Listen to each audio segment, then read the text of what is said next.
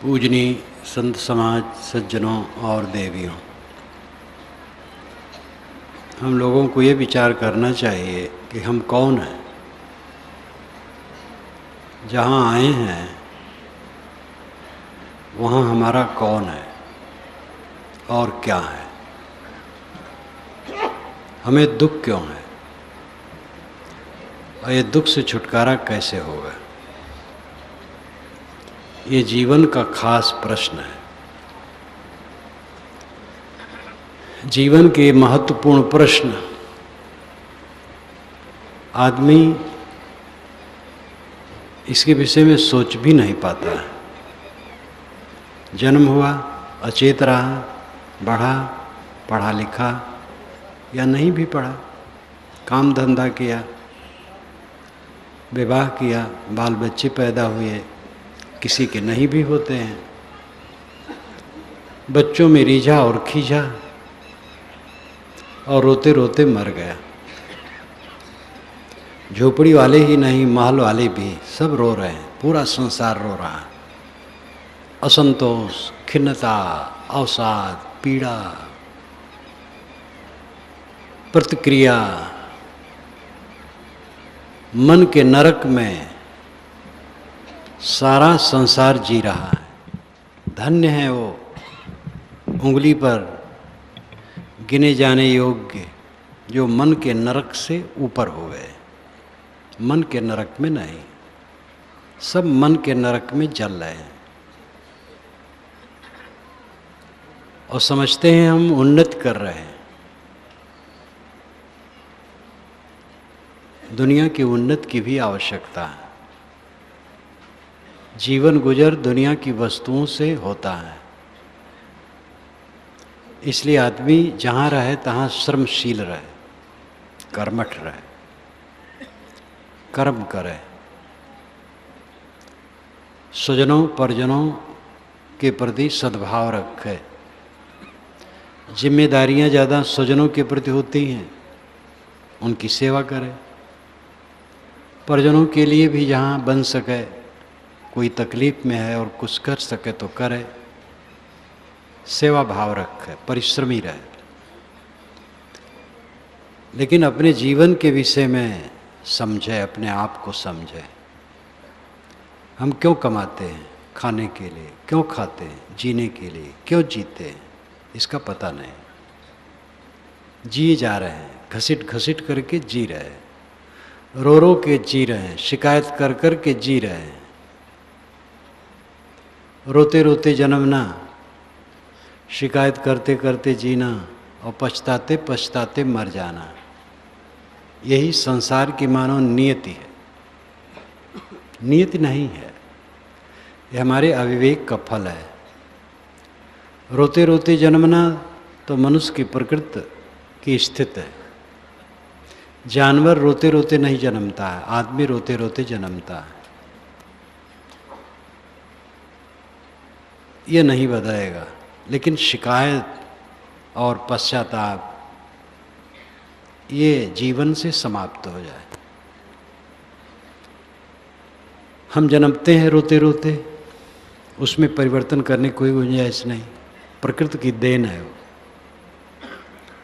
लेकिन जो बड़े होकर के हम शिकायत में लग जाते हैं, ये दुख है। और फिर पछतावा में, जीवन में शिकायत करते हैं और अंत में पछताते हैं। आसपास के लोगों के लिए हमारी शिकायत रहती है, लोग गलत हैं, हम गलत नहीं। लेकिन अपनी गलती देखी जाए तो अपने में भी गलतियां मिलेंगी।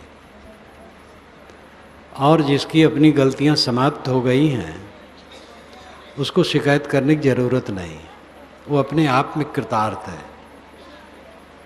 वो किसी को देखेगा जब त्रुटि और संभव है तो समझा देगा प्रेम से, दोष देखने के चक्कर में नहीं पड़ेगा, अपने को संभालेगा। मैं कौन हूँ और मेरे इर्द गिर्द ये सब जो हैं ये मेरे कौन हैं, और दुनिया में मेरा क्या है?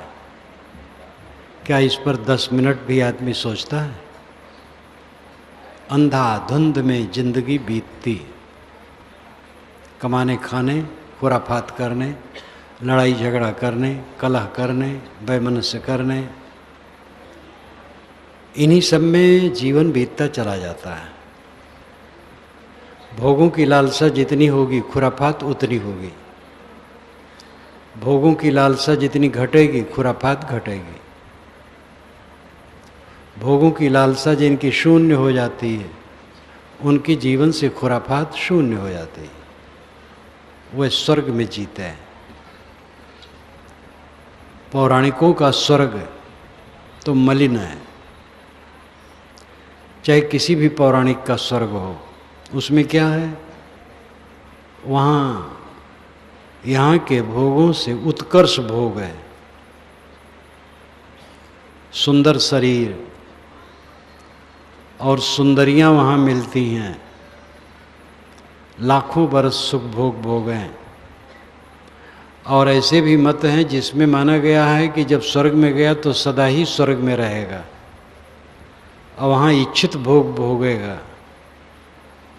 धर्मशास्त्रों में भी लिखा है कि स्वर्ग में आदमी निरंतर भोग में लगा रहा है तो भी उसको बीमारी नहीं होगी। वहाँ पर बीमारी होती ही नहीं, क्योंकि यहाँ बीमारी हो जाती है तो उसका प्रबंध वहाँ करना पड़ेगा, तभी तो अच्छा लगेगा। ये सब स्वप्न है।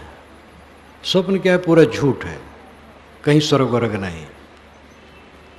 आध्यात्मिकों का स्वर्ग अंतर्मुखता है। स्व ग स्वर्ग, स्व अपने में, ग गमन, अपने में लौट आना स्वर्ग है। अंतर्मुख हो जाना स्वर्ग है। ये जीवन बहुत कीमती है। औरंगजेब मरते समय अपने पुत्र को पत्र लिखा था, जिंदगी बहुत कीमती थी लेकिन बेकार गई। 90 वर्ष की उम्र में वो घोड़ा पर बैठा महाराष्ट्र के क्षेत्र में तलवार लिए स्वयं चलता था, कैंपों में रहता था। राजधानी में रह करके आराम करना चाहिए, खुदा की इबादत करना चाहिए, लेकिन उस समय भी उसको तृष्णा थी और मरने लगा तो पश्चाताप किया। ये लड़ने के लिए जिंदगी नहीं है, मनुष्यों से लड़ने के लिए नहीं है, अपनी बुराइयों से लड़ने के लिए है। न मारा आपको जो खाक हो अक्सीर हो जाता, अगर पारे को अक्सीर गर मारा तो क्या मारा? बड़े मोजी को मारा, नफ्स अम्मारे को गर मारा, नहंगो अजदहा और शेर नर मारा तो क्या मारा? पारा का भस्म बनाया, अक्सीर दवा बना ली तो क्या बनाया? अपनी बुराइयों को मार करके जिसने अक्सीर दवा बनाई वो असली है। बड़े मोजी को मारा, नफ्स अम्मारे को गर मारा, अपनी बुरी इच्छाओं को जिसने मारा, बड़े मोजी को मारा, बहुत बड़े घातक को मार दिया। नहंगो अजदहा और शेर नर मारा तो क्या मारा? घड़ियाल मारा, सांप मारा, सिंह मारा तो क्या मारा? अपने से लड़ने के लिए जीवन है, अपनी बुराइयों से लड़े, दूसरे से लड़ने के लिए जीवन नहीं है। लड़ लड़ करके हमने नरक कर दिया है। घर में लड़ाई, समाज में लड़ाई, पार्टी में लड़ाई, देश में लड़ाई। राजनीतिक दशा इतनी खराब आजकल हो गई है, अभी भी राजनेता ऐसे हैं जो दिव्य हैं। अपने स्तर में राजनेता भी ऐसे हैं जो बहुत अच्छे हैं, थोड़े हैं, और हर पार्टी में अच्छे हैं, लेकिन गंदे इतने भर गए हैं। ऐसा ऐसा स्टेटमेंट बिल्कुल वाहियात, बिल्कुल देश में आग लगाने वाला।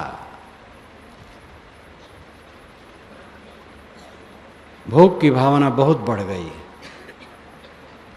इसलिए सब चीज़ें विकृत हो गई हैं। अपने को पहले समझो मैं कौन हूँ। ये हिंदू मुसलमान की बात नहीं, ब्राह्मण शूद्र की बात नहीं, कबीरपंथी वैष्णव की बात नहीं। आप हैं, आपकी सत्ता है, आप कौन हैं। ये कोई संप्रदाय की बात नहीं। बोलने वाला जड़ नहीं होता है, चेतन होता है। दुनिया में दो सत्ताएं हैं, जड़ और चेतन। चेतन उसे कहते हैं जो खुद को जाने और दूसरे को जाने। जड़ उसे कहते हैं जो न खुद को जाने तो दूसरे को जाने। मिट्टी, पानी, आग, हवा, ये न खुद को जानते हैं न दूसरे को जानते हैं। ये दीवार, ये खम्भे, शामियाना, दरिया, ये खुद को नहीं जानती हैं और दूसरे को भी नहीं जानते। लेकिन आप खुद को भी जानते हैं और दूसरे को भी जानते हैं। जो खुद को जाने और दूसरे को भी जाने वो चेतन है, और जो न खुद को जाने न दूसरे को जाने वो जड़ है। आप चेतन है, ज्ञान स्वरूप। दोनों वस्तुएं नित्य हैं, जड़ भी नित्य है और चेतन भी नित्य है। ये शून्य से नहीं बना है, शून्य से कोई वस्तु नहीं बनती है।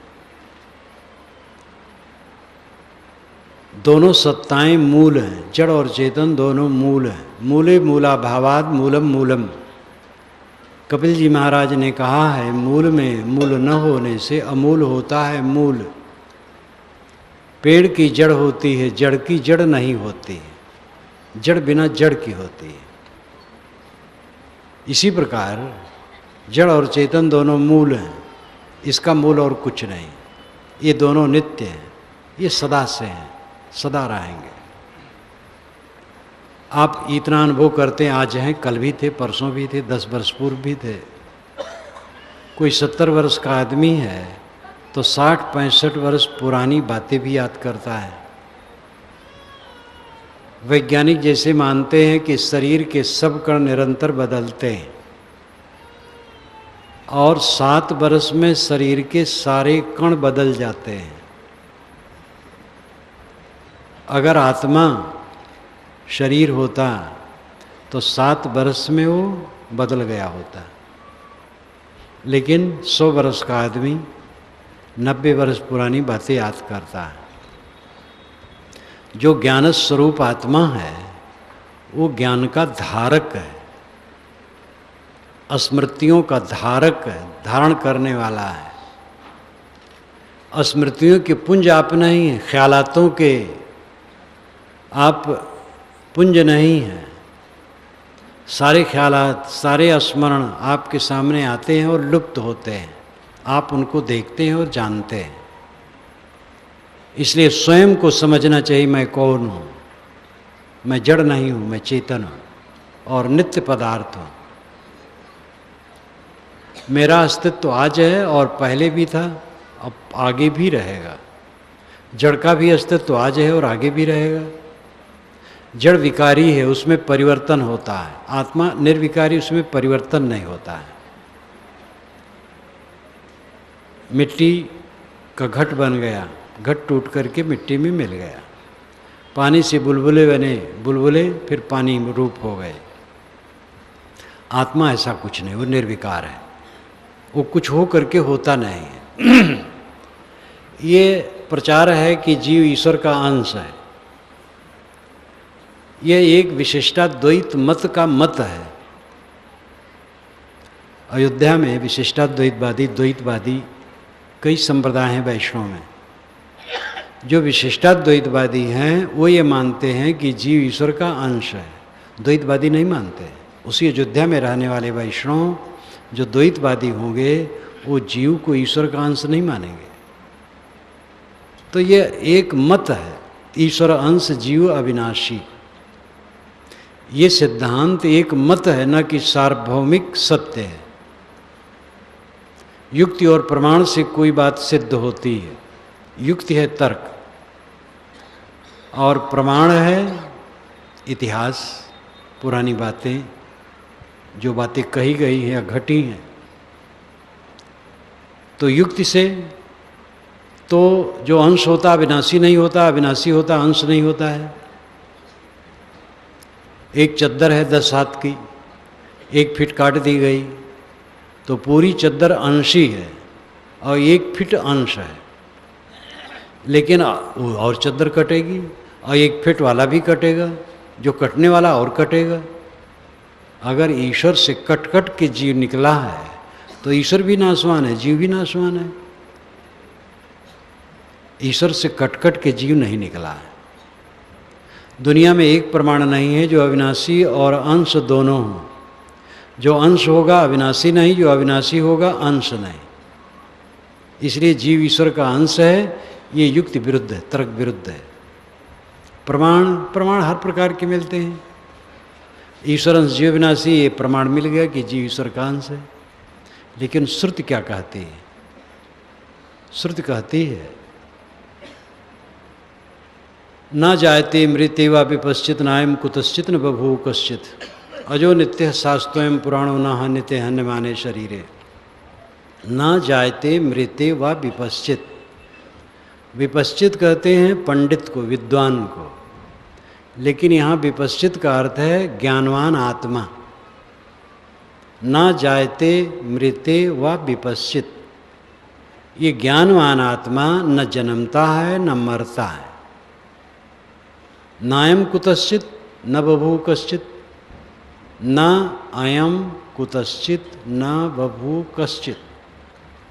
कुतश्चित, कश्चित, न बभू, इन 3 बातों पर ध्यान दो। कुतश्चित किसी से, कश्चित कोई, न बभू नहीं पैदा होता है। किसी ईश्वर से जीव पैदा नहीं होता है। नायम कुतश्चित न बभू कश्चित, किसी से कोई पैदा नहीं होता है। किंतु अजो नित्य शास्त्रोयम पुराणो न हन्यते हन्यमाने शरीरे, ये अजन्मा है, जन्मता नहीं है। पुराण है, सनातन है, अविनाशी है, शरीर के नष्ट होने पर ये नष्ट नहीं होता है। ये प्रमाण है। युक्ति प्रबल है, प्रमाण तो सब प्रकार मिल जाते हैं। आत्मा नित्य है। अब आपकी नित्यता का अनुभव आप स्वयं रात दिन करते हैं। इस जीवन में तो आपको कर रहे हैं, आप कर रहे हैं। जब से होश में आए हैं आप वही हैं। शरीर का चेहरा बदलता है, रूप बदलता है, लेकिन अंदर का ज्ञाता वही रहता है। अवस्था के अनुसार ज्ञान में कम ज़्यादा हो जाता है। बचपन में कम ज्ञान, जवानी में बढ़ जाता है, बुढ़ापा में परिपक्व हो जाता है। बहुत ज़्यादा बूढ़ा हो गया तो विस्मरण होने लगता है। ये यंत्र का कारण है। चश्मा लगाने से देखने की शक्ति में अंतर आता है, तैसे शरीर चश्मा है, उपाधि है। लेकिन मूल आप ज्ञान स्वरूप हैं, चेतन आत्मा है। अकेला है, सदा अकेला, असंग। जीव का संगी साथी कोई नहीं है। यहाँ जन्म हुआ तो माँ का परिचय होता है, फिर बाप का परिचय, फिर और परिचय बढ़ता है। नए नए परिचय होते हैं और नए नए संबंध। फिर एक एक संबंध टूटता जाता है, एक एक परिचय विलुप्त होता जाता है। और धीरे धीरे एक दिन ऐसा आता है, सारा परिचय, सारी स्मृतियाँ विस्मृत के गर्त में चली जाती हैं और सब यहीं कहीं रह जाता है। ये सब नज़रो नज़र बात है, ये कोई संप्रदाय की बात नहीं है। हम आप सब अकेले अकेले हैं, किसी से किसी का कोई संबंध नहीं है। मौलिक संबंध जीव का किसी से नहीं, वो असंग है, अकेला है। हमारा कौन है? आप हमारे हैं, हम आपके हैं, ये व्यवहार है। ना हम आपके हैं ना आप हमारे हैं, ये परमार्थ है। व्यवहार क्षणिक है, परमार्थ अनंत है। क्षणिक व्यवहार का भी महत्व है। लेना देना, बर्ताव करना, समता से रहना, प्रेम से रहना, इसकी बड़ी ज़रूरत है। यद्यपि सब क्षणिक है, लेकिन इसकी आवश्यकता है। किंतु परमार्थ को हमें समझने की ज़रूरत है। शुद्ध प्रेम हो, मोह न हो। बाल बच्चों से शुद्ध प्रेम रखो, शुद्ध व्यवहार करो, कब्जा करने की चेष्टा न करो, पीछे रह करके सेवा करो। स्वामित्व की इच्छा महापाप है। मैं मालिक बनूं,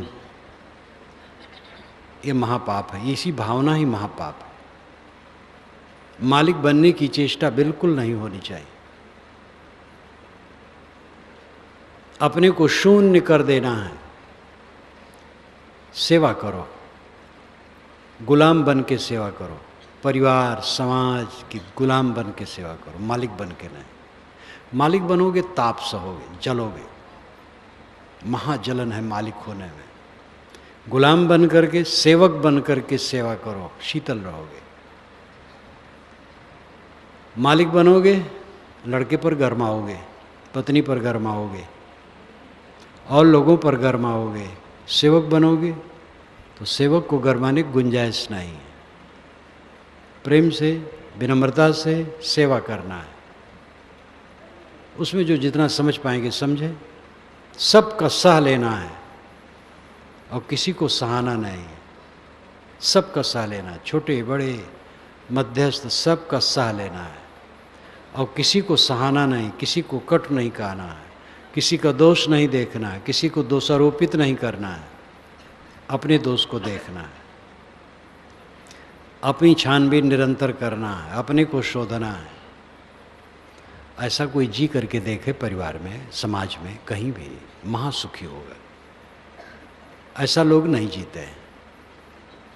मालिक बनने की इच्छा है, जबरदस्ती करने की इच्छा है, कब्जा करने की इच्छा है, बस सारी जलन इसी में है। मालिक मत बनो, सेवक बनो। कब्जा करने की चेष्टा न करो। सब जीव बराबर है। छोटा बच्चा भी मेरे ही समान है, उसको उसका महत्व समझो। व्यवहार प्रेम से करो और ममता कहीं न करो। जिसमें हम ममता करेंगे वो हमारे साथ रहने वाला नहीं। इस संसार में हमारा कोई नहीं और कुछ नहीं। व्यवहार में कुछ है और कोई है। आदमी को एक भूखंड खरीदना पड़ता है, अपने नाम से रजिस्ट्री कराना पड़ता है। यद्यप जिस जमीन की रजिस्ट्री मैंने अपने नाम कराई है, करोड़ों करोड़ों लोगों के नाम पर वो रजिस्ट्री हो चुकी है और करोड़ों करोड़ों लोगों के नाम पर आगे भी रजिस्ट्री होती रहेगी और किसी की नहीं रहेगी। वो ये वसुधा काहू की न भई, सदा रहे सुख संयम अपने वसुधा आदि कुमारी। ये कबीर साहब की पंक्ति है बीजक की। सदा रहे सुख संयम अपने वसुधा आदि कुमारी। सदा सुख संयम से, अपने पर संयम करने से होता, परहेजगारी। सदा रहे सुख संयम अपने, अपने ऊपर संयम करने से, परहेज करने से सदा सुख रहेगा, स्थिर सुख रहेगा। वसुधा आदि कुमारी, वसुधा तो शुरू से कुंवारी है। वसुधा कहते हैं पृथ्वी को, वसु कहते हैं धन को, धा कहते हैं धारण करने वाले को। पृथ्वी धन धारण करती है, सारे रत्न इसी से निकलते हैं, फसल इसी से निकलती है, फल फूल सब कुछ तो ये इसी से निकलती है। सबकी उत्पत्ति धरती, सब जीवन प्रतिपाल। इसलिए धरती को वसुधा कहते हैं। वेद में लिखा है कि पृथ्वी माता के अंदर भोजन का थाल रखा हुआ है, निकाल के खाओ। बड़े मीठे वचनों में कहा गया। थोड़ी मेहनत करो, खूब उसमें भरा हुआ है व्यंजन, अन्न। तो ये धरती वसुधा कहलाती है, धन को धारण करने वाली। साहब कहते वसुधा आदि कुमारी, शुरू से कुंवारी है। इसको आज तक कोई ब्याह नहीं पाया। महान सिकंदर नहीं ब्याह पाया, चंगेज खां, औरंगजेब, अकबर बादशाह, पृथ्वीराज, श्री राम, श्री कृष्ण, यदुवंश, कुरुवंश, रघुवंश, कोई इसको ब्याह नहीं पाया। नाम कितने लिए जाएं। सब आए और गए। आया कबीरा फिर गया, झूठा है अहंकार। रतन का जतन करो, माड़ी का श्रृंगार। आया कबीरा फिर गया, झूठा है अहंकार। वसुधा आदि कुमारी, वसुधा सदा से कुमारी है। वसुधा पर कब्जा करने की जिसकी चेष्टा होती है वो पागल है। लेकिन दूसरा पक्ष है, कुछ कब्जा की जरूरत है। खरीद लिया, अपने नाम से करा लिया, आप कब्जा करके बैठो, कोई नहीं बोलेगा। आध्यात्मिक दृष्टि से उस पर भी कब्जा न रखो, व्यवहारिक दृष्टि से कब्जा रखो। आध्यात्मिक दृष्टि से समझो कि ये मेरा नहीं। घर मैंने बनवाया लेकिन घर मेरा नहीं है, ये अंदर से मजबूत रखा है। इसी घर से लाश निकलनी है, पक्की बात है। जिस घर को हमने बनवाया है उसी घर में से लाश निकलनी है मेरी। अलग शरीर छूट गया वो लाक्षणिक कथन है, कहीं भी छूटे लाश तो निकलनी ही है। इसको हम भूल कैसे जाते हैं? निरंतर मौत निकट आ रही है, आखिरत को देखने की चेष्टा ही लोगों में नहीं। एक कवि ने कहा है, बका पर किसी को ध्यान ही नहीं। बका शेष, अंत में क्या रहेगा? यतपते क्वा गता मथुरापुरी, रघुपते क्वा गतोत्तर कौशला, इत विचिंत मन कुरुषि स्थिरम नसदिदम जगत इत्येव धारे। यदुपति श्री कृष्ण महाराज के मथुरा का ऐश्वर्य कहाँ गया? रघुपति श्री रामचंद्र जी के उत्तर कौशल का ऐश्वर्य कहाँ गया?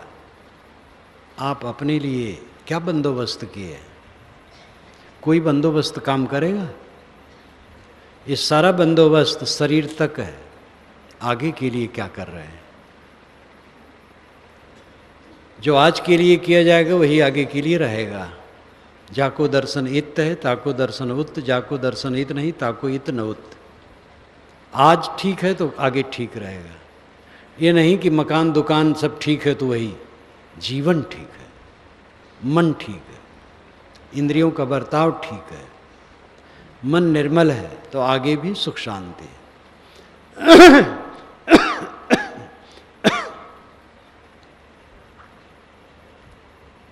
हमें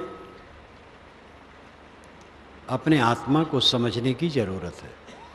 आपका अस्तित्व आपके साथ है और कोई साथ नहीं। एक दिन दीन दशा आएगी, असहाय अवस्था, बिस्तर पर पड़ जाएंगे, उठ बैठ नहीं पाएंगे। ये पक्की बात है कि आनी है। और अकेला होना है। बीमारी में आदमी को अकेलापन महसूस होता है।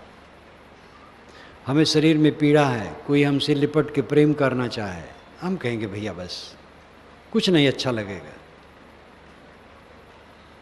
और अल्पता, संक्षेप में बिस्तर पर पड़े रहेंगे, वहाँ दवाई कुछ टिकिया होगी, पानी होगा, कुछ कपड़े होंगे, कुछ और चीज़ें उपयोग की होगी, कभी कभी कोई बैठ जाएगा बस। और घर मकान धन दौलत फैला रहा है, जिनके 10 फैक्ट्रियाँ हैं भारत और विदेश में, बड़ा बड़ा ऐश्वर्य है, सब पड़ा रहे, जहाँ तहाँ सब रह जाएगा। ये छोटे बड़े सब की ही दशा है। एक बादशाह था दिल्ली में, जिसका नाम मैं भूल गया हूँ। लंबा चेहरा था, दाढ़ी थी, ताज लगाता था। ताज, चेहरा और दाढ़ी मिल करके 3 फीट हो जाते थे, बहुत रोबीला। जब वो बैठता था तो दोनों तरफ नंगी तलवार लिए जवान खड़े रहते थे, और उसके सामने कोई भी कुर्सी पर बैठ नहीं सकता था। सूबेदार आते थे, जैसे आजकल के मुख्यमंत्री, वे खड़े रहते थे। स्वयं वो किसी सूबेदार से बात नहीं करता था, वह अपने खास वजीर से बात करता था और वही सूबेदारों से बात करता था, उसी के सामने बात करता था। लेकिन वजीर सूबेदार से बात करने में उसको तौहीन ही लगती थी। जब वो अस्वस्थ हुआ तो वही उसका वजीर ड्योढ़ी में डेरा डाले बैठा रहता था। उसके बाल बच्चे, उसकी पत्नी उससे मिलना चाहें तो कहे कि हकीम की आज्ञा है, आर्डर है कि कोई उनसे न मिले, वे तकलीफ़ में है। बादशाह अंदर तड़फड़ाता रहा बच्चों से मिलने के लिए, और बच्चे बाहर, वजीर बीच में बैठा रहा और तड़फड़ा के वो मर गया अंदर है अंदर। इतना रोबीला बादशाह अंत में अनाथ, अल्प और दीन हो गया था। हम सब पर आना है, कोई बच नहीं सकता है। सकरात को तो भूल गया, मृत्यु के समय की तकलीफ को भूल गए।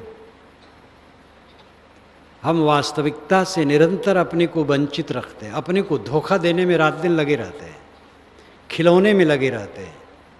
दुनिया की चमक दमक, दुनिया की वस्तुएं एक खिलौने हैं, इसी में हम भूल जाते हैं।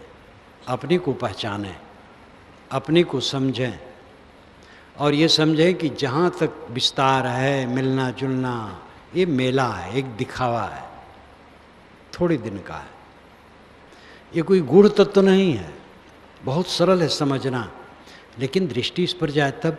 दृष्टि तो है मोह पर, वैर पर, घृणा पर, कलह पर, तमाम विकारों पर, भोगों को लेकर के, धर्म के नाम पर बकवास। हमारा संप्रदाय, हमारा संप्रदाय, केवल हमारा संप्रदाय राह खुदा है और सब जुदा है। ये निरर्थक दंभ है। संप्रदाय तो सब मनुष्य के बनाए हैं। संप्रदाय घरौंदे हैं, खेत जमीन वही है, मेड़े बनाई गई है। सत्य एक है, मेड़े संप्रदाय बनाए गए। कोई संप्रदाय सत्य का एकाधिकारी ठेकेदार नहीं है। एक एक संप्रदाय में, एक एक मजहब में शाखा प्रशाखा, फिरके और घोर अहंकार और घोर कलह, ये सब अज्ञान का पसारा है। तथ्य सामान्य है, हम हैं वही आप हैं। आवश्यकताएं सबको एक हैं, दुख सबका एक है, दवाई सबकी एक है। अपने को शोधना क्या कर्तव्य है? अपने को शोधना, आत्मज्ञान, आत्मशोधन, आत्मसंतोष, ये जीवन का क्रम है, असली जीवन का। आत्मबोध, खुद का बोध, खुद का ज्ञान, और आत्मशोध, अपने को शोधना। शोधने का अर्थ है जैसे कि चावल में कंकड़ है, कीड़े कचड़े, उनको निकाल देना, चावल को शोधना है। तेल शोध करके आता है तब वो काम देता है, रिफाइन होकर। अपने आप को शोधो, आत्मशोध। जो अतिरिक्त चीज़ें निकाल दो, आत्मा के अलावा सब कुछ निकाल दो विचार से। जो मन में कलह है पाप है, मोह है पाप है, वैर है पाप है, ईर्षा क्रोध काम लोभ मोह पाप है, विजाति है, अनात्मा है, इनको निकाल दो। ये शोधना है, आत्मशोध। और आत्मसंतोष, जीवन का परम फल है आत्मसंतोष। अपने में लौट आना, अपने में लौट आओ। परमात्मा का ध्यान कैसे आप करेंगे? परमात्मा आप मन से गढ़ेंगे, 4 हाथ वाला, 8 हाथ वाला, 20 हाथ वाला, 1000 हाथ वाला, सांवला गोरा, मुकुटधारी, धनुर्धारी, चक्रधारी, मान लो ये सब नहीं करेंगे। ये कल्पना करें कि ईश्वर सर्वत्र व्याप्त है, वो भी आपकी कल्पना है। ईश्वर किसी लोक में है, ये भी आपकी कल्पना है। ये सब कल्पनाएं हैं और अच्छी कल्पनाएं हैं। इससे मन थोड़ा अच्छा बनता है। जहाँ मन काम में लगा है, क्रोध में लगा है, द्वेष में लगा है, इससे हट करके किसी परमात्मा में लगा है तो अच्छा है। ये परमात्मा आपके मन का बनाया है, लेकिन अच्छा है। ये अच्छा खिलौना है, खराब खिलौना नहीं। लेकिन इससे भी ऊपर उठना होगा। जब कुछ नहीं सोचा जाता है, सारा सोच खत्म, उसको कहते हैं निर्विकल्प, उसको कहते हैं असंप्रज्ञात, उसको कहते हैं सहज। साहब ने सहज कहा, सहज समाधि।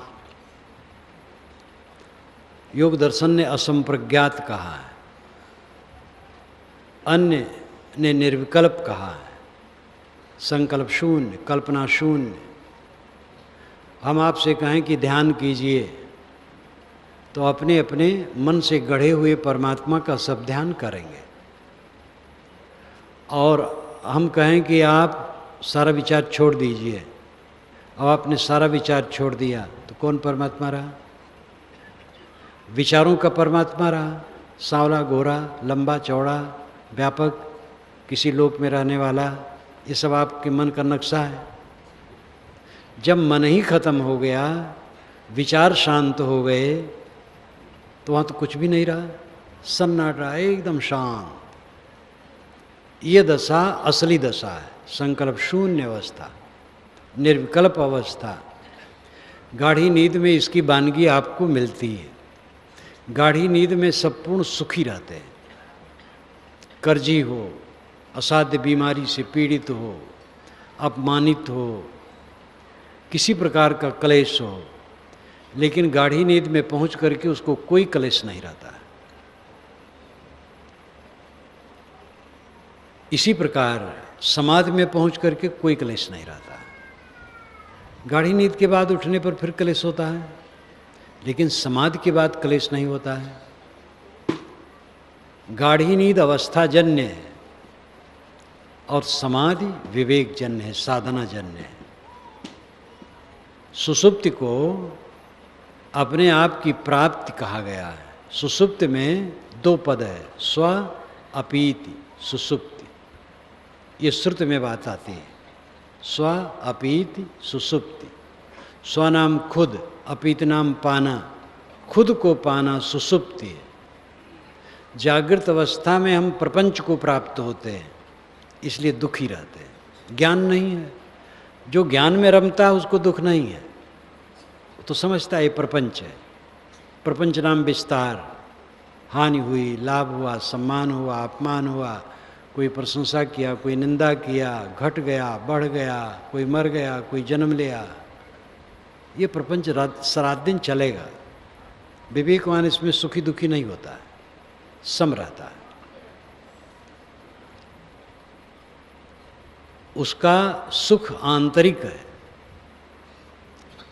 विवेक नहीं है तो गाढ़ी नींद में तो सुख है, लेकिन नींद खुली तक दुख है। और जिसका विवेक जग गया तो जागृत में भी सुखी है और सुषुप्त में भी सुखी है, समाधि में सुखी है, सब समय सुखी है। सब समय सुख की स्थिति बनी रहे, इसके लिए समाधि की आवश्यकता है, ध्यान की आवश्यकता है, अपनी तरफ लौटने की आवश्यकता है। अपनी तरफ लौटो, अपने को पाओ। हम चाहे जितना पाएं खो जाएगा। जीवन में हम देखते हैं कि बचपन से जब से होश में आए हैं, पता नहीं कितनी चीज़ें पाए हैं और सब खो गया। शरीर में जवानी आई और चली गई, जो है वो भी जा रहा है, कुछ रहने वाला नहीं। लेकिन मैं स्वयं, मैं से अलग कैसे हो सकता हूँ? आत्मा से आत्मा कभी अलग नहीं होता है। जब साधक सोचना बंद कर देता है, सारे स्मरणों का त्याग कर देता है, सारे ख्यालात खत्म, तब अपने आप शेष रह जाता है, बका। संख्या में हम भाग करते हैं, जब तक संख्या रहती है भाग होता जाता है, और जब एक रह गया तो शेष, वही बका। आप बका पर ध्यान दें, बाकी क्या रहेगा? हमारा कुछ नहीं रहेगा, अपना आपा रहेगा। अपने आपा को संभालो, अपने को समझो। बड़ा सूक्ष्म विषय है ये, और जीवन तभी सार्थक होगा जब अपने को समझें, अपनी तरफ लौटें। हम भागते हैं दुनिया के भोगों के पीछे, नाम के पीछे, पद प्रतिष्ठा के पीछे, सब पानी के बुलबुले की तरह बन करके मिटने वाले हैं। बड़े बड़े ऐश्वर्य वाले थोड़े दिन में खो जाते हैं, कौन यहाँ रहता है। समुद्र में जैसे तरंगे उठती हैं, तैसे जितना भी दिखाई देता है सब मिट्टी की तरंगे हैं, मिट्टी से बनी और फूट करके मिट्टी में मिली, कुछ स्थिर नहीं। अपने आत्मा को पहचानें, अपने आप को पहचानें, अपनी तरफ लौटें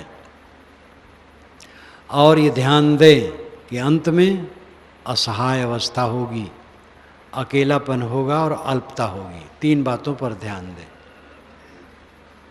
एक दिन आएगा जब मैं असहाय हो जाऊंगा, असमर्थ। कहते गामा पहलवान जो 2 गाड़ियों को रोक लेता था,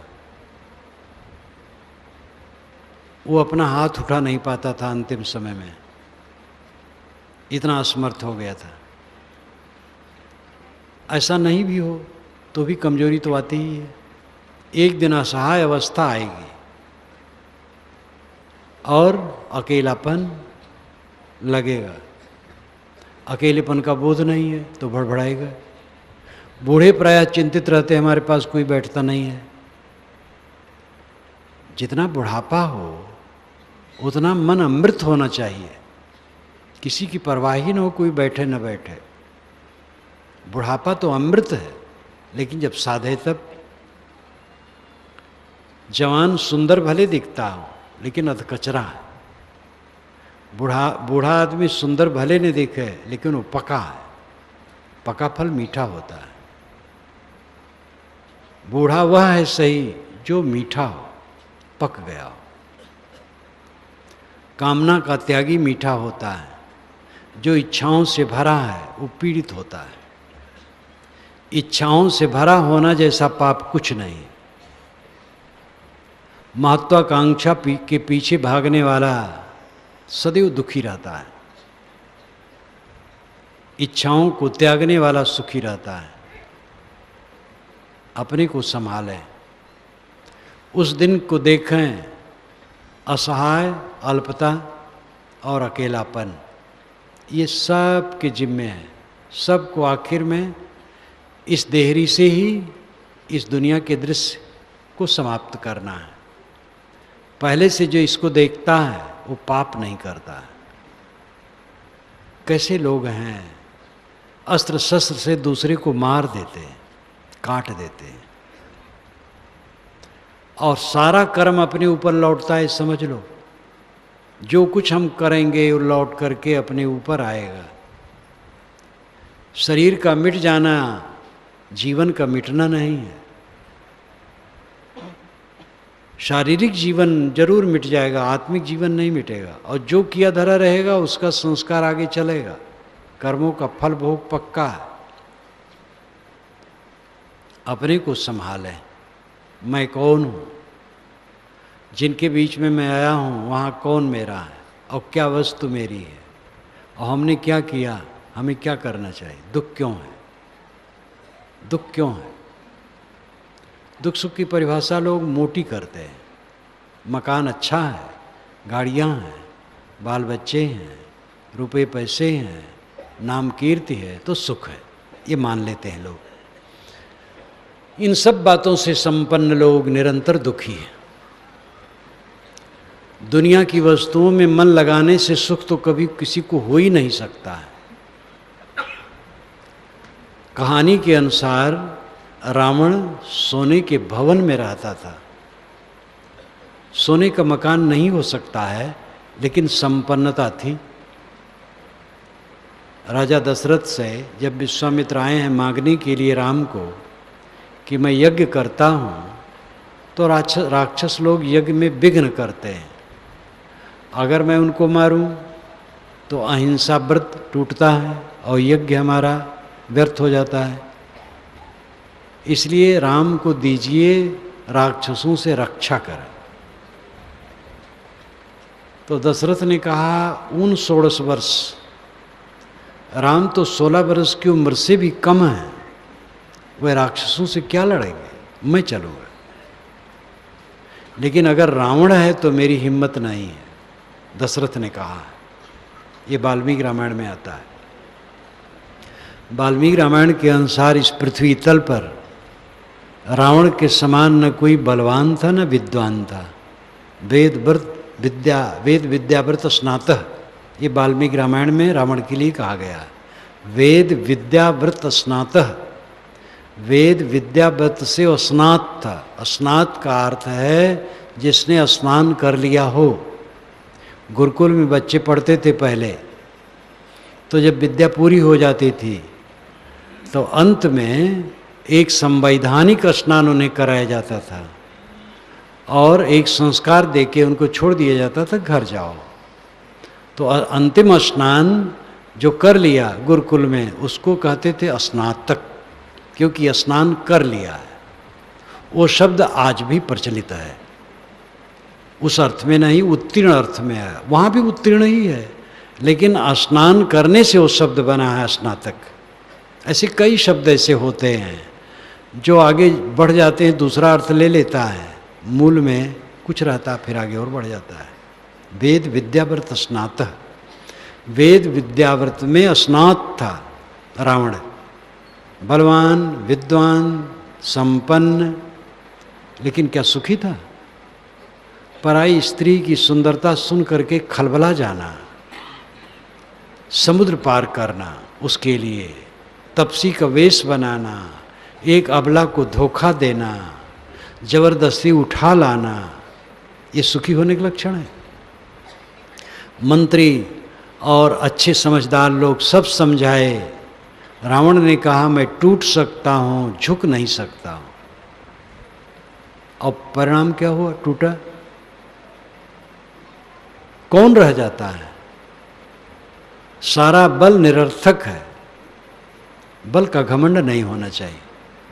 बल उसका है जो आत्मबली है। दूसरे को मारने वाला वीर नहीं है, अपने को मारने वाला वीर है। अपनी बुराइयों को, अपने पर विजय वीरता है, दूसरे पर विजय वीरता नहीं। अपने पर विजय करो तो दुख, दुख क्यों है? हमारे दोषों से है। मन में दुख है तो दोष है, मोह का दोष है। दुनिया की वस्तुओं में मन रखेंगे दुख होना पक्का है, क्योंकि दुनिया की वस्तुएं स्थिर नहीं है, परिवर्तन उनमें है, हरदम भय है। सब बिगड़ा हुआ है, सब बिगड़ा हुआ है, सब भय भय भय भय से भरा। आत्मा में मन रखो जो अमर है, फिर निर्भय पद है। इसी को आप कह सकते, परमात्मा में मन रखो, खुदा में मन रखो, अल्लाह में मत रखो, मन रखो। शब्द है अल्लाह, खुदा, परमात्मा, ब्रह्म, ईश्वर, राम, रहीम, ये शब्द है। इन सब का सार अर्थ है अंतरात्मा, जो सबके अंदर में विद्यमान है। स्व से अलग कहीं परमात्मा मिलने वाला नहीं है। परमात्मा कैसे मिलता है? आँख से जो मिलेगा वो रूप होगा, नाक से मिलेगा वो गंध होगा, कान से मिलेगा वो शब्द होगा, जीभ से मिलेगा वो रस होगा, चाम से मिलेगा स्पर्श होगा, मन से मिलेगा संकल्प विकल्प होगा। 5 ज्ञानेंद्रियाँ, छठा मन है। इन्हीं छहों से हमें कुछ मिलता है। तो इन छहों से क्या मिलता है? विषय, पदार्थ, दुनिया की चीजें। परमात्मा नहीं। अगर परमात्मा आंखों से देखता है तो परमात्मा कैसे है? वो तो रूप है, बिगड़ने वाला है। इसलिए परमात्मा कहते लोग रहते हैं, समझते बहुत कम लोग हैं, बिरला कोई समझता है। ऋषियों ने कहा अयम आत्मा ब्रह्म, ये आत्मा ब्रह्म है। अहम ब्रह्मास्मि तत्त्वमसि, मैं ब्रह्म हूँ, तू ब्रह्म है।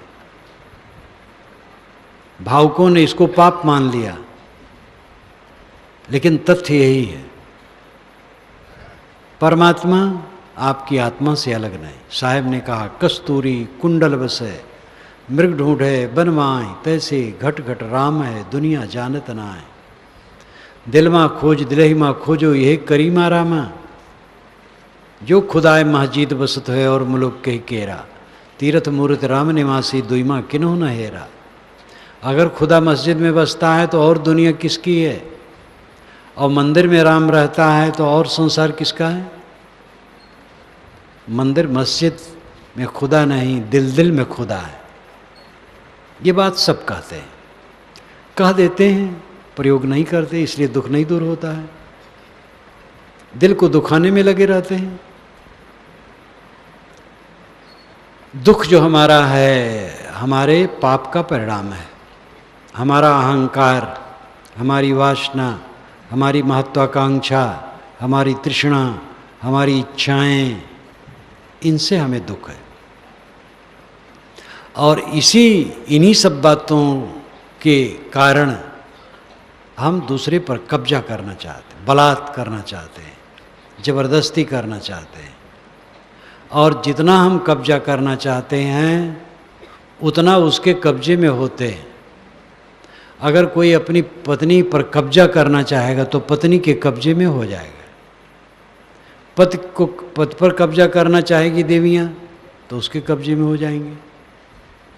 किसी भोग को कब्जा करना चाहो तो उसी कब्जे में आप हो जाएंगे। भोग करके भोगों पर कब्जा करना, भोग के कब्जे में आप हो गए। मोह करके कब्जा करना, उसके कब्जे में आप हो गए।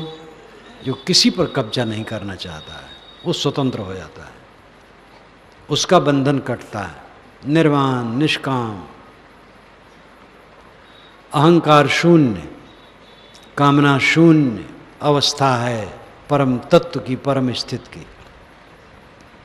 आप कहेंगे अगर कामना शून्य हो जाए तो गुजर कैसे होगा? गुजर के लिए काम करने की जरूरत है। काम करने में कामना की जरूरत नहीं है। हल चलाओ, कारखाने में काम करो, दफ्तर में काम करो, खेत में काम करो, सड़क पर काम करो, जहाँ जो ड्यूटी है जिसकी वो काम करे। कामना करने की आवश्यकता है? काम करो, दाम मिलेगा, गुजर होगा। ये हमारी तृष्णा, तन की भूख तनिक है, तृप्त पाओ या शेर। मन की भूख हता है, तृप्त न पाए सुमेर। शरीर की भूख थोड़ी है, मन की भूख अपार है। पर्वत बराबर मिल करके भी तृप्त होने वाली नहीं है। दुख हमारे अहंकार का फल है। जितना अहंकारी हम होंगे उतना पीड़ित होंगे, चिड़चिड़ाते रहेंगे, बड़बड़ाते रहेंगे, हरदम खिन्न खिन्न खिन्न। हमारा अहंकार हमें रात दिन जलाता है। हमारी कामनाएं हमारे हृदय को जलाती हैं। काला सर्प शरीर में खाइन सब जग झारी, बिरले तेज अनबाची हैं रामई भजे बिचारी। ये कबीर साहब की साखी है बीजक की। काला सर्प शरीर में काला सांप है सबके। उसके दो पहलू हैं, एक अहंकार एक कामना। ये दोनों मिल करके काला सांप है, सबके शरीर में है।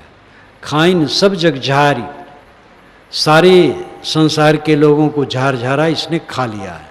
बिरले ते जनबाची हैं राम ही बजे विचार। जो विचार करके राम भजन में लगता वो बचता है। राम भजन तो हिंदुओं का है, तो गैर हिंदू क्या करेंगे? शब्द है, कुछ कहना पड़ता है, शब्द असमर्थ है। साहब वैष्णव के मेजॉरिटी में रहे हैं, उस समय उनका प्रचार था, इसलिए साहब ने राम, हरि, सारंग पाणी ये सब शब्दों को लिए हैं। लेकिन वह खुदा, अल्लाह, रहीम ये भी कहे। अल्लाह राम जियो तेरी नाई, दिल माँ खोज दिले माँ खोजो ये करीमा रामा। भाई रे दुई जगदीश कहाँ ते आया, कहो कोने वो राया। अल्लाह राम करीमा केसो हरिजत नाम धराया। नाम तो कहने से फिर चक्कर पड़ जाता है, लेकिन नाम को तूल न दो। वही राम है जो हमारे में है, आप में है। उसको रहीम कहो, अल्लाह कहो, गॉड कहो, खुदा कहो, कुछ कहो, सत्य कहो। श्रुति ने तो कहा उसका नाम सत्य है। तो जो सबके अंदर विद्यमान है मैं के रूप में, आत्मा, ज्ञाता, बोधा, दृष्टा, चेतन, उस अपने स्वरूप को पहचानो। उस पर आवरण है अहंकार और कामना का, इसलिए पीड़ा है। अहंकार कामना के कारण हम जल रहे हैं, दूसरे को सह नहीं पाते हैं। व्यवहार में जलते हैं, पत्नी से कुड़ते हैं, पति से देवियाँ कुड़ती हैं, पुत्र से कुड़ते हैं, भाई से कुड़ते हैं, माता पिता से कुड़ते हैं, पड़ोसी से जलते हैं, हर जगह जल रहे हैं, केवल जल रहे हैं। ये अहंकार कामना कारण है। अपने अहंकार कामना को मिटाना है। हमें किसी ने दुख नहीं दिया है, भगवान की माया नचाती है, बड़ा हल्ला है। मालूम होता है भगवान सज्जन नहीं है, दुर्जन है। वो माया रखे है और सबको परेशान करता है। भगवान भी कहते हो, भगवान को समझ नहीं पाते। भगवान की माया हमें नहीं नचाती, भगवान के पास माया रहती ही नहीं है। जिसके पास माया रहे वो भगवान नहीं, और भगवान के पास माया नहीं रहती है। भगवान वही जो मायातीत है। माया है मोह, माया है भ्रांत, माया है मन का विकार, ये अपना बनाया है। हमारे अंदर का जो मोह है किसी दूसरे भगवान ने बनाया है, हमने बनाया है। महाभ्रम कि भगवान की माया सबको नचा रही है। हमारी बनाई माया हमें नचा रही है। अपने को शोधो, अपने को देखो। सच्चा साधक वह है जो निरंतर अपने को देखता है। आप परिवार में हैं, सबकी साल है, सबकी साल है।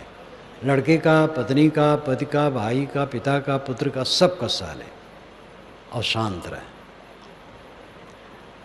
प्रतिक्रिया न करें, अच्छे मार्ग से चलें, स्वयं शीतल रहें, मीठे वचन बोलें, त्याग से रहें, संयम से रहें, परहेजगारी से रहें, सादा रहें, सरल रहें, और सब किस्सा लें। देखिएगा कितना आनंद आएगा। वे लोग भी बदलेंगे, उन लोगों के विचारों में भी अंतर आएगा। किसी के घर में एक छोटा बच्चा है, सरल हृदय का, सब अच्छा मानते हैं। अहंकारी भी आदमी विनम्र को देख करके बहुत प्रभावित होता है। सुख का रास्ता है अपने जीवन को निर्मल करना। पूजा नमाज सब इसी के लिए है।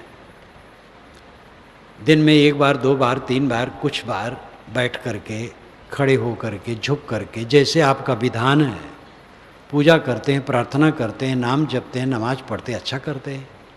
इसका मतलब क्या है? मन निर्मल हो, और मन वैसे है तो पूजा और नमाज सब बेकार हुआ। पूजा और नमाज तभी सफल है जब मन निर्मल हो। साधु वेश धर लिए, अकड़बाज बने बैठे हैं, तो साधु वेश क्या करेगा? ये बाहर के वेश, कर्मकांड, पूजा पद्धतियाँ, प्रार्थनाएं मन को कोमल बनाने के लिए। साधु का वेश मर जाने का लक्षण है। जो मर जाता है उसको कोरा कपड़ा लपेट दिया जाता है, दफना दिया जाता है, या जला दिया जाता है, या पानी में फेंक दिया जाता है। पारसी लोग जमीन पर छोड़ देते हैं। ये अंत्येष्ट संस्कार होता है। साधु का कपड़ा मृत का चिन्ह है, और साधु का कपड़ा पहन करके अहंकार करना, तो कोई दुरुपयोग करेगा तो क्या करेगा? कपड़ा क्या करे? नमाज जबान बाय बिगड़ी, जब जबान बिगड़ी तो नमाज क्या करेगी? सारी पूजा पद्धतियाँ चित्त को निर्मल करने के लिए। चित्त हमारा निर्मल हो तो हमारा दुख दूर होगा। दुख हमने बनाया है, और इसी जीवन में दुख से सर्वथा हम रहित हो सकते हैं। ये आत्मविश्वास करो। कोई भी है, गृहस्थ, विरक्त, स्त्री, पुरुष, जो जहाँ है, जो लग जाएगा ठीक से वही दुख से मुक्त हो जाएगा। अपने मन को मारो, सब की सहो, थोड़े में गुजर करो, सब में संतोष रखो। जो मिल जाए बहुत है। सह लो, किसी को सहाओ मत। देखो थोड़े दिन में आनंद कंद। ये आध्यात्मिक काम लोग नहीं करते हैं। केवल एक पक्ष है जीवन का, कमाओ, खाओ, बाल बच्चे पैदा करो, उसके लिए कलह करो, राग द्वेष करो, लड़ाई झगड़ा करो, वैमनस्य करो, विकार भरो, जलते रहो, जलते जलते मर जाओ। यही सब हो रहा है चारों तरफ। ये सारी बातें न हिंदू की है न मुसलमान की है। न ब्राह्मण की है, न शूद्र की है, न गृहस्थ की है, न विरक्त की है, न स्त्री की है, न पुरुष की है, मानव मात्र की है। मानव मात्र इस तथ्य को समझे। स्त्री और पुरुष शरीर है, आत्मा स्त्री पुरुष नहीं है। आत्मा समान है। मैं कौन हूँ, किसके बीच में हूँ, क्या मेरा है, क्यों दुख है? मैं शुद्ध चेतन आत्मा हूँ, निर्मल हूँ। जिनके बीच में है एक व्यवहार है, कोई किसी का नहीं। और चीज़ें जो मिली वो भी एक व्यवहार है, वो भी मेरा नहीं है। सब चीज़ें खत्म हो जाएंगे। दुख है मनोविकार से, दुख है हमारा बनाया, हमारे अज्ञान से, हमारी भ्रांत से। उसे हमें ही मिटाना है, कोई मिटा नहीं सकता है दूसरा। गुरु भी केवल उपदेश करेगा बस। कोई भगवान आकाश में नहीं बैठा है जो आपका दुख दूर कर दे। उसका बस चलता तो सांप्रदायिक दंगे होते।